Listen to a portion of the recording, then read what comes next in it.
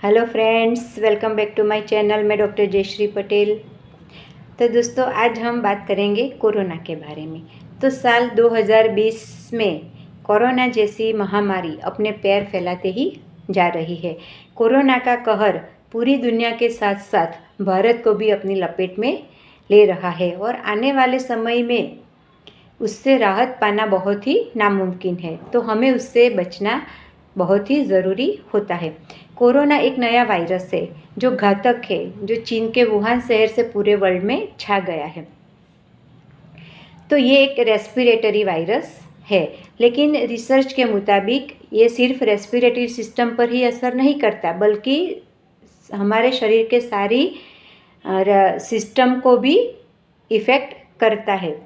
जैसे हार्ट है, लीवर है, किडनी, सभी सिस्टम को वो बड़ी तेज़ी से असर करता है और शुगर का लेवल भी बढ़ा देता है कभी कभी। तो उसके लक्षण उसके इन्फेक्शन से 5 दिन के बाद दिखाई देते हैं। 14 दिन तक उसके लक्षण हमारे शरीर में दिखाई देते हैं। उसका इन्फेक्शन माइल्ड हो सकता है या मॉडरेट भी हो सकता है। सभी पेशेंट कॉम्प्लिकेटेड नहीं होते।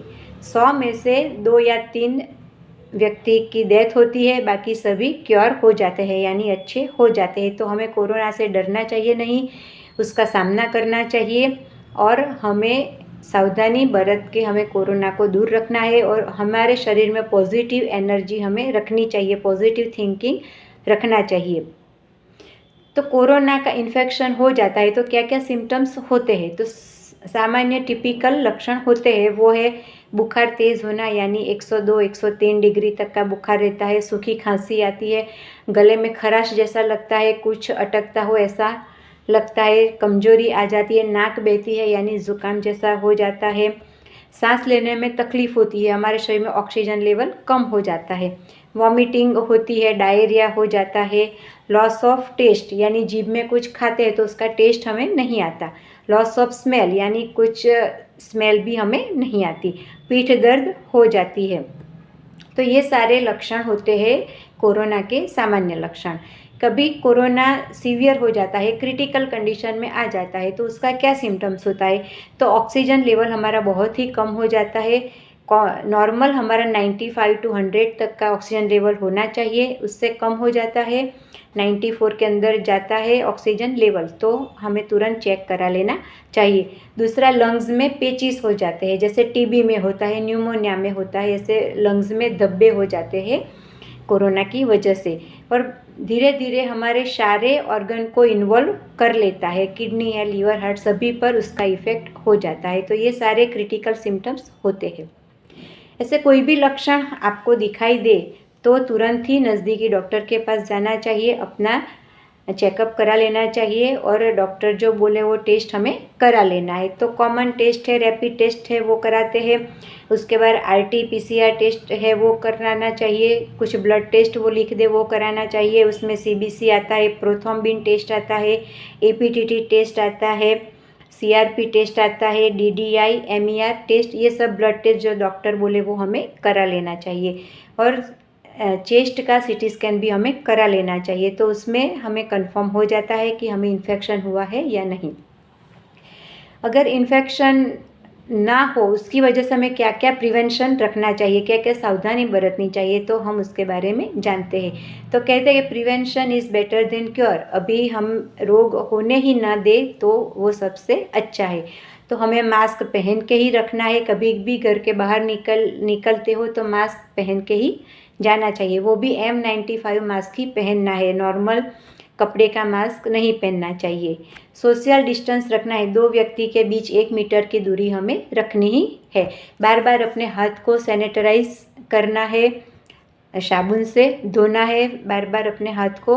और सुबह में हमें काढ़ा बना के पीना है। तो काढ़े में क्या डालना है? तो तुलसी के पत्ते हैं वो डालने हैं, साथ में दालचीनी का पाउडर है वो आधी चम्मच डालना है, 2-3 लौंग का पाउडर करके हमें अंदर डालना है, मरी यानी काली मिर्च, यो भी 2-3 काली मिर्च कूट के हमें अंदर डालना है, और साथ में अदरक वो भी हमें इस काढ़े में डालना है। सभी को मिला के हमें पानी में उबाल लेना है और फिर उसको छान के उसको चाय की तरह हमें पीना है।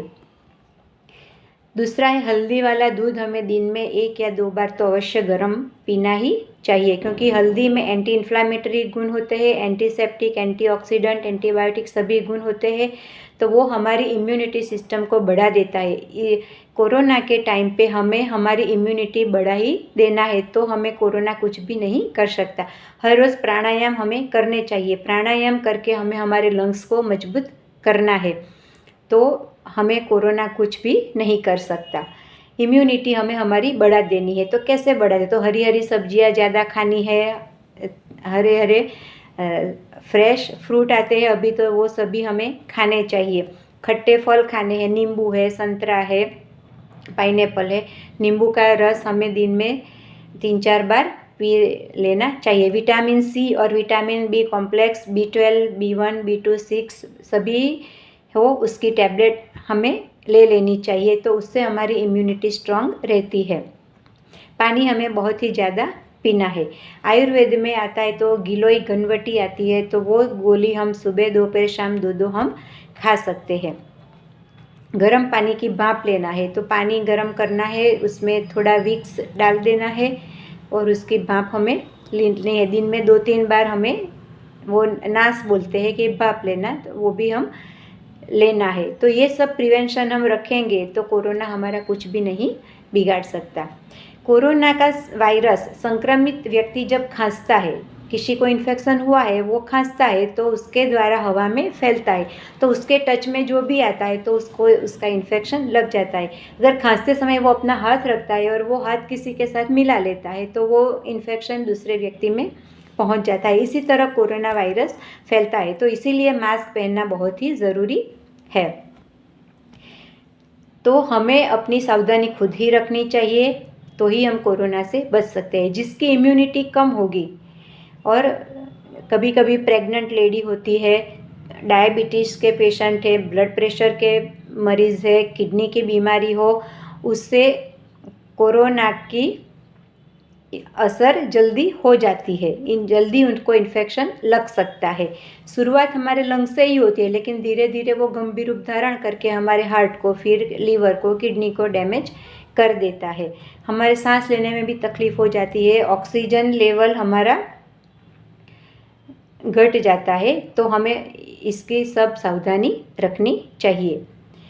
एक PCO2 चेक करने का मशीन आता है, वो हमें ले लेना चाहिए, तो दिन में 3-4 बार हमें वो ऑक्सीजन लेवल हमारा चेक करता रहना चाहिए। थर्मोमीटर रखना चाहिए, उससे हमारा टेम्परेचर चेक करना चाहिए, और BP भी हमारा चेक कराना चाहिए। रूटीन कुछ चेकअप हमें हर रोज़ कर लेना चाहिए। और सबसे ज़्यादा है हमें पॉजिटिव रहना है, पॉजिटिव थिंकिंग रखनी है, और हमें प्राणायाम, योगा सबसे ज़्यादा करना है, एक्सरसाइज करनी है, इम्यूनिटी बढ़ा देनी है, तो कोरोना हमसे भाग जाएगा।